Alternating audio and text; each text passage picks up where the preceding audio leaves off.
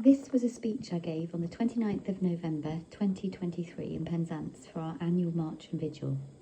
3 years ago, I resurrected the Reclaim the Night march here, and for the past 2 years, we've been running and growing 16 days of activism events to raise awareness around the issue of domestic abuse and violence against women and girls. Good evening. Our annual collective space to grieve and to recognise and be with our anger and sorrow amongst those who understand and who stand in solidarity. We all here can and are making a difference, however. By seeing this issue for what it is, we make a difference. Cultural change in attitude towards violence against women and girls takes time, but this is what we strive for, that equal world for women and girls without violence, without rights taken away simply because of your sex. Even basic human rights, to an education, to show your hair, to speak or laugh outside of the home, to visit a park, to not be married at 13. These things are not there for so many women in some countries still.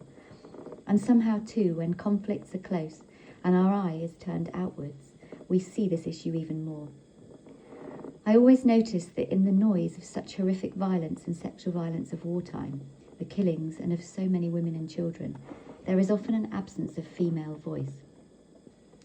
But every person here, every woman and male ally leaning into this issue, its roots in misogyny, that hatred of women, nowhere more evident than in the names of each and every woman we read out tonight, is making a difference. This is about not minimising. It's about not brushing under the carpet, not ignoring the signs, the patterns of behaviour. It is about believing women. I cannot quite believe it is only this year, March 21st in fact, when Baroness Casey's report on the Metropolitan Police was published. The report that stated, the flagship force of the British police is institutionally sexist, racist, homophobic, and where predatory and unacceptable behaviour is allowed to flourish amidst a culture of denial. Institutionally sexist. Many of us will never forget the bad Apple comments.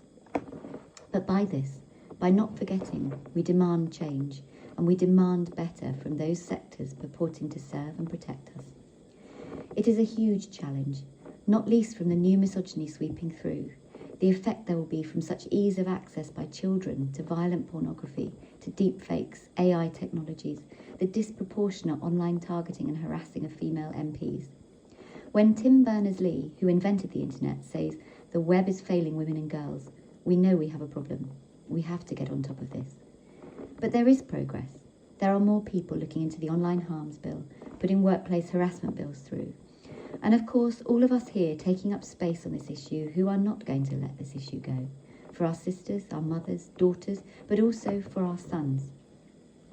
And let us not forget the wise words of Margaret Atwood. Whilst men fear women laughing at them, women fear men killing them. This is about respect, mutual respect, standard, equal.